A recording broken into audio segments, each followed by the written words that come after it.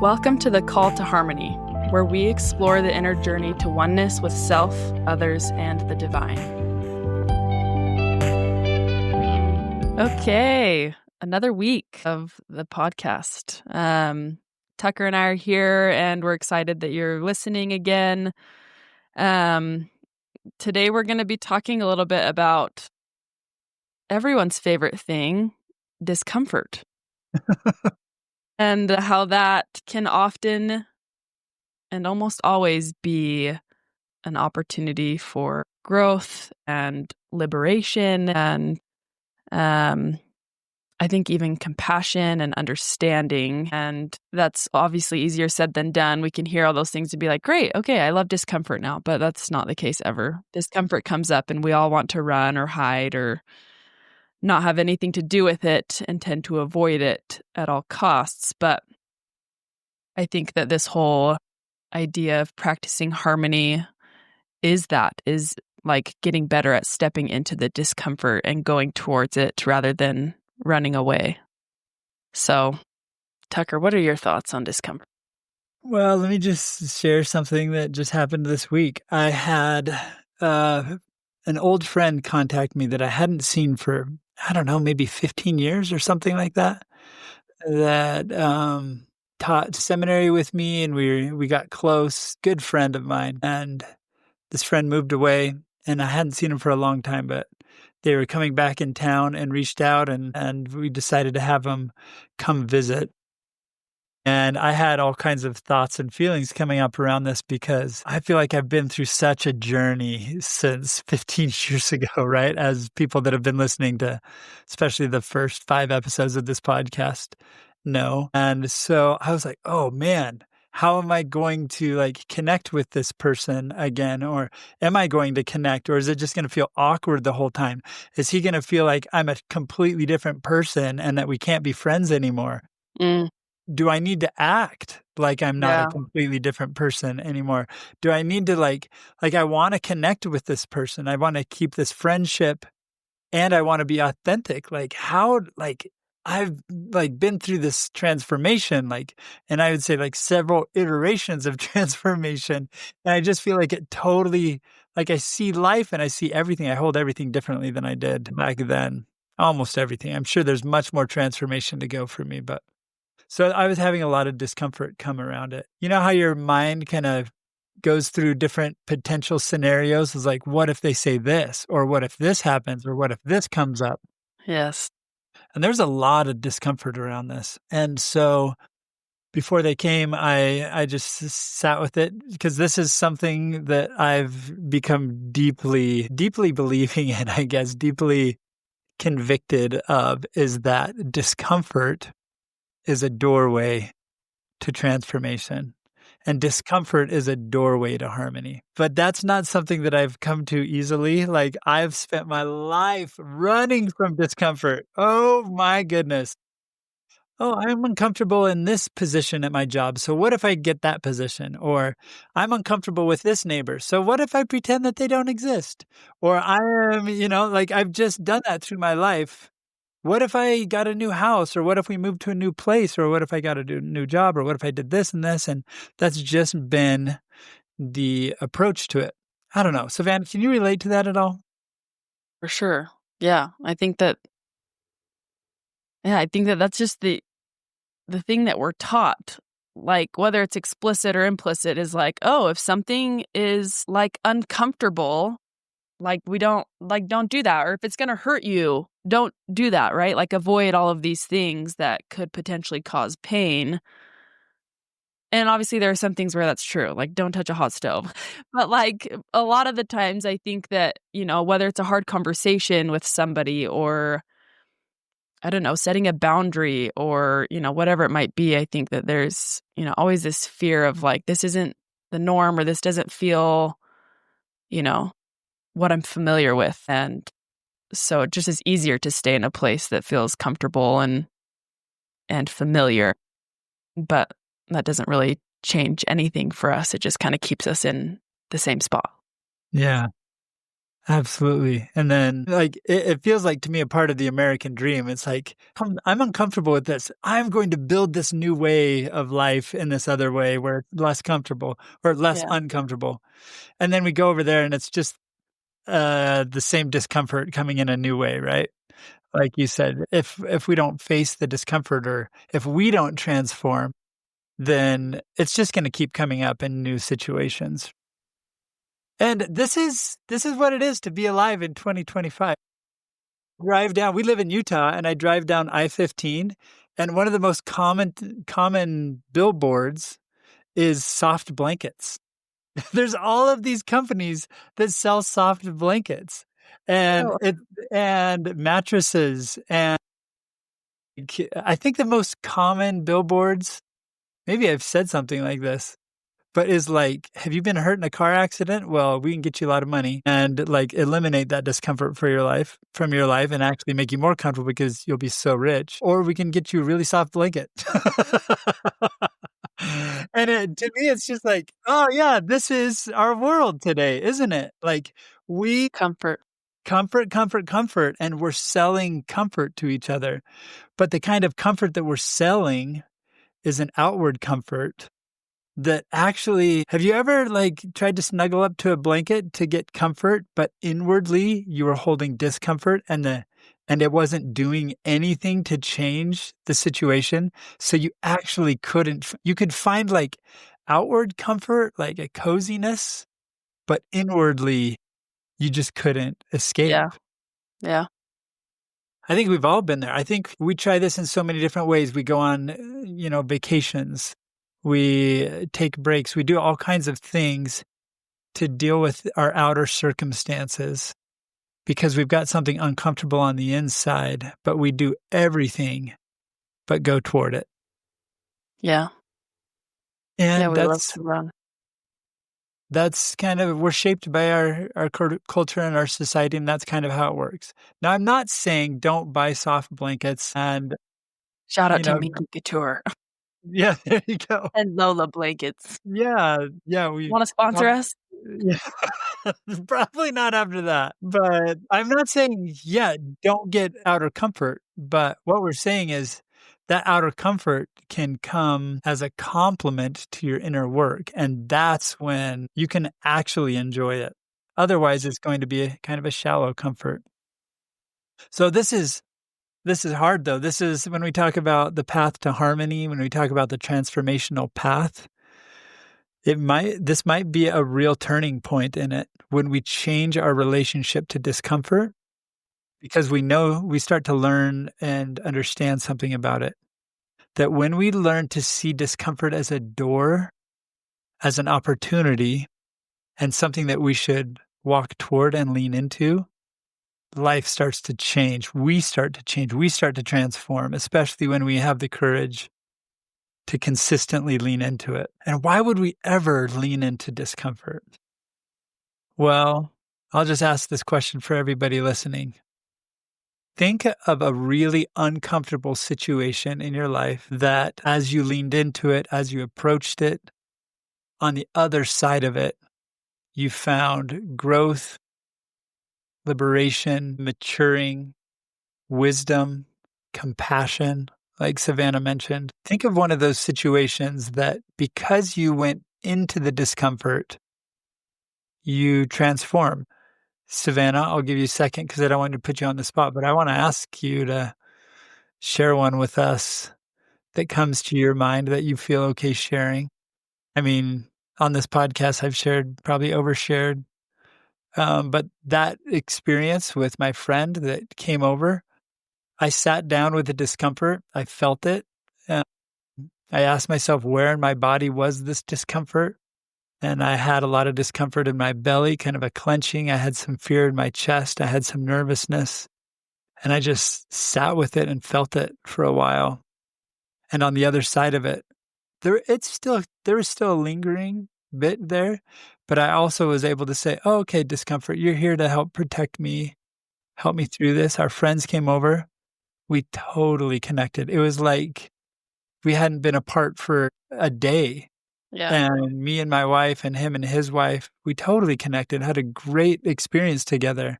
I told him that I had been through a faith crisis and that I was doing retreats for people were on faith journeys. And he was like, Tucker, that's amazing. And it wasn't what I thought he would say of like, why would you ever do that? Like, you know? That's dumb. Yeah, it's so dumb. Why would you be compassionate to people? I just didn't give him credit, and it's just all the what ifs just kind of. And sometimes the what ifs might come true, but if you're willing to even be in the discomfort in that situation too, it can turn into liberation and growth and transformation of you and a relationship. And even if things don't go the way you wanted to, the discomfort after a situation is also a doorway to work with and to lean into and to feel. Like all discomfort in our life is a potential for deepening harmony and deepening transformation. So, Savannah, what comes up for you? Yeah, I think this is an interesting example because I think I was almost forced into the discomfort because it was so intense. I was in a relationship at one point and I just wasn't, there was just a lot of discomfort. We had actually decided, Tucker knows this story probably more than all of you will know. But we were engaged and the discomfort became so intense that I physically was ill. Like I couldn't eat. I was actually like throwing up. Like my body was responding to the discomfort in a very real way. So I had to go to it. So it feels hard because I'm like, well, it wasn't just there and I couldn't avoid it any longer. But still, I think what came from that, like I chose to end that relationship and break off this engagement. And there was a lot of discomfort, though, still after that. Like, I chose to go to this discomfort and I did something about it and I, chose to end the relationship. But the discomfort that came after that was I felt quite abandoned by God and felt like he led me astray and that he didn't warn me of something that I could have avoided. And there was a lot of discomfort around that. But again, that discomfort was very intense as well. And I couldn't avoid it. And like, it wasn't a one day thing where I just was like, okay, I'm going into this and I'm going to, feel all of this and do whatever. And there wasn't this consciousness of like, okay, where am I feeling this in my body? Yeah. I didn't have all these wonderful Right. practices that hopefully those who are listening and myself now like would use. But what happened that year after was incredible. I think I found so much more of myself and understood God in a different way and the way that he actually interacts with me in my life and that there's maybe more trust in me making my own decisions and coming to trust myself and love myself and led me to a lot of other great people and relationships that I like still have, such good friendships with people that I found that year after that I don't think would have come had I continued, and avoided maybe that discomfort or whatever it would have been. And so I feel like, again, it's an interesting situation because the discomfort was so big that I couldn't avoid it. And I think there's beauty in having some discomfort that you could potentially avoid forever. Yeah. But choosing to go into it, right? And I think that those can be very powerful, but I think even the ones where you're forced to, open that door of discomfort, there's obviously still so much that you can gain and so much that I gained that I feel like really set me up for the next, 7-8 years that have gotten me to where I am now. So that's what came to mind. Yeah, great example. In a lot of ways, I'm hearing that forced discomfort that you were in opened you up to be able to maybe embrace discomfort later. And maybe that's how it needs to go for us. With my faith crisis, I don't remember ever choosing, you know what?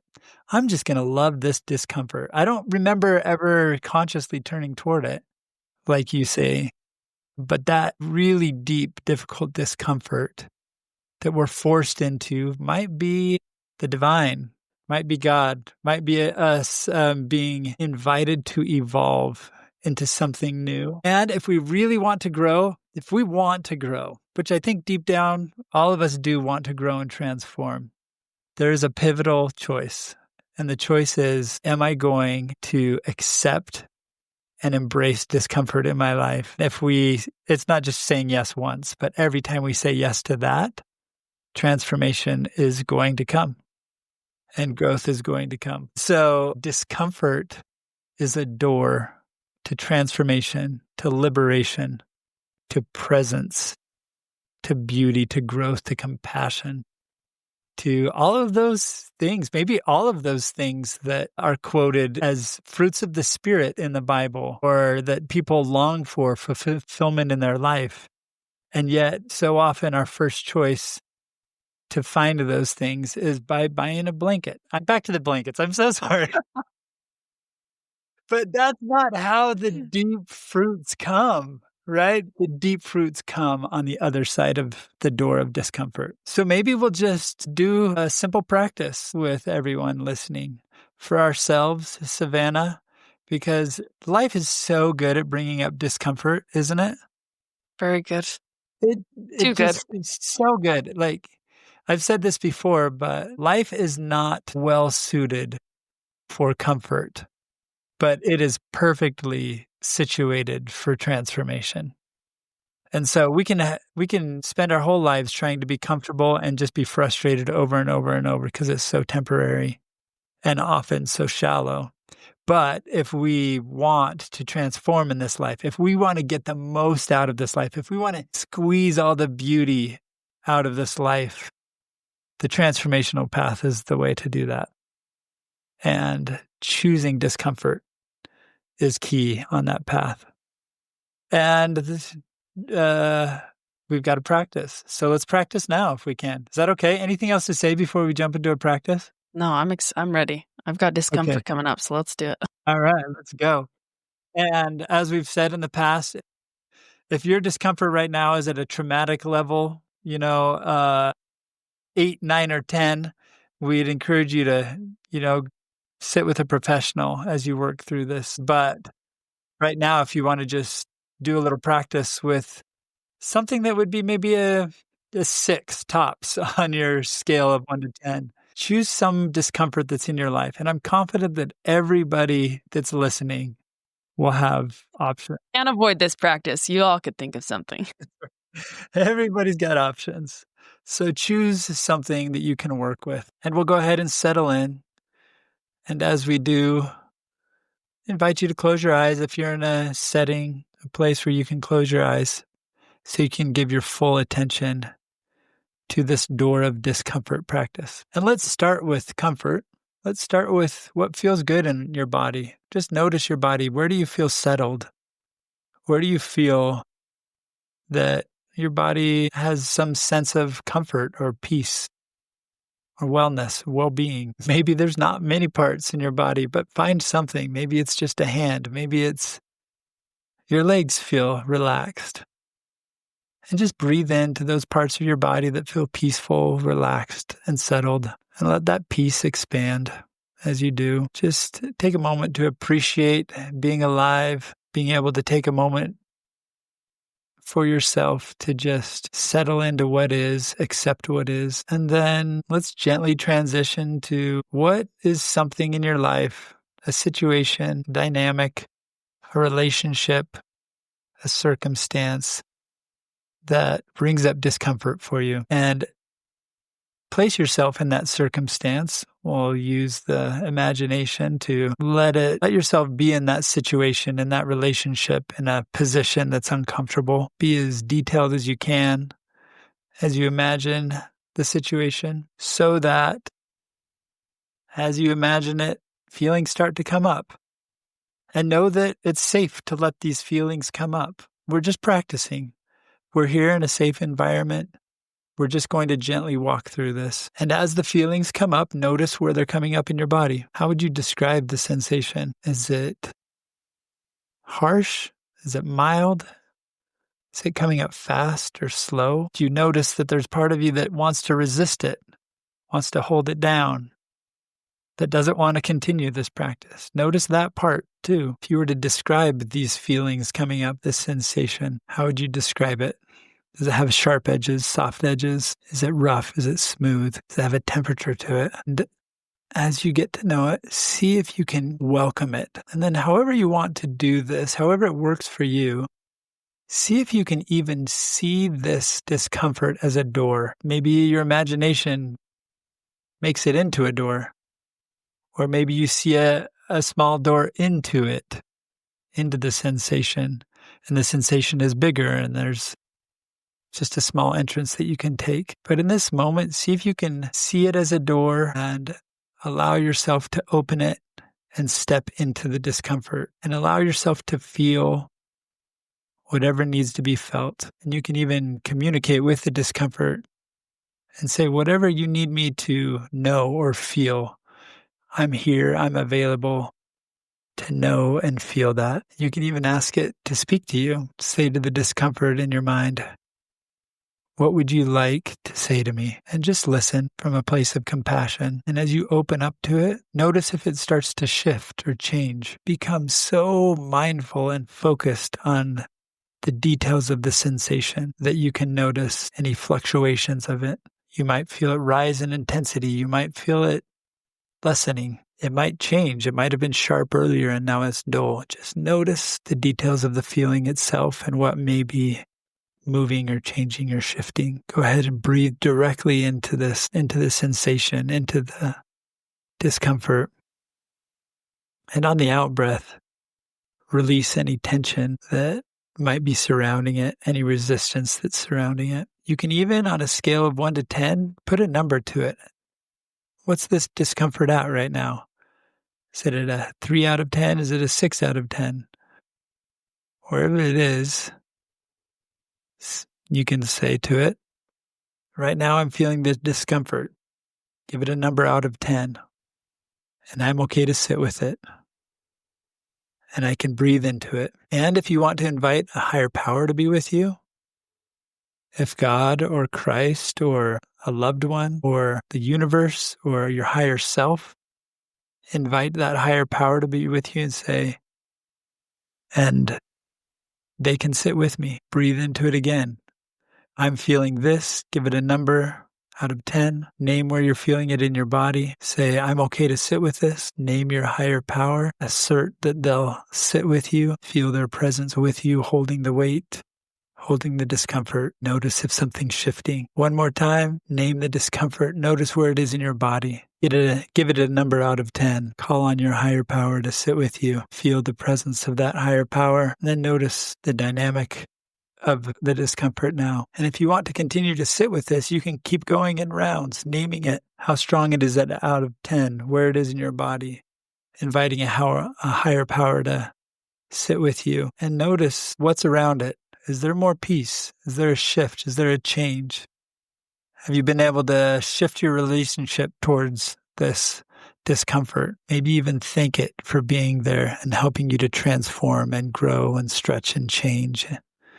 Become more understanding and compassionate. And we'll wrap up this practice. Just take a moment to notice what has come to you as you've sat with this discomfort. And we'll wrap up by opening our eyes and just thanking ourselves for stepping toward discomfort rather than away from it. And that can be a really challenging thing. So I compliment you for stepping toward discomfort when oftentimes we have every instinct to go away from it. And Savannah, can I ask you, what's coming up for you after that practice of stepping through the door of discomfort? Yeah, I mean, I think the two biggest things, like really more compassion and more understanding for the discomfort. It's funny. People, like in therapy, what we talk about is that everybody just wants to feel heard and seen and soothed in some degree. And so do like our feelings and our emotions and the parts of us that are feeling discomfort or whatever it might be. Like the discomfort just wants to be, at least my experience, my discomfort just needed to be seen and heard and soothed in a way of like, hey, I see why you're here. And I thank you for helping me understand that, there's something here that I need to be aware of, or that you're trying to make me aware of. And the feeling sensation that I had at the beginning was like this static, like jittery, like kind of chaotic energy. And it like became more solid, not like a heavy solid, but like just a consistent something, less staticky, still there, but just less jittery, more calm. And like, that's all that it needed. The static just needed to be acknowledged, and then it could settle down. It could, become less intense, less loud, less, and this happens every practice. It's like, okay, I just need to say hi to you and you'll be fine. But actually though, like you really the parts of us and the feelings, the emotions, they just want to be acknowledged, and because they are trying to tell us something, and no one likes to be ignored, so neither do our feelings. And I think that was my big takeaway from this practice. Yep. And when we say that hi to our feelings, for me, it takes some work for me to like say a genuine hi. Not hi, get out of here. Hi. Okay, go. Right? Yeah, exactly.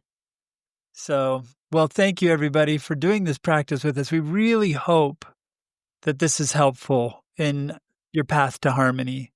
Discomfort is not the enemy. Discomfort is a door. Discomfort is a door to growth and transformation and peace and all the most beautiful things that we want in our lives. And if we can practice walking through it, harmony is on the other side. So, Savannah and I wish you all harmony, and we'll see you next time. Thank you for listening, and we hope you will join us next time on The Call to Harmony.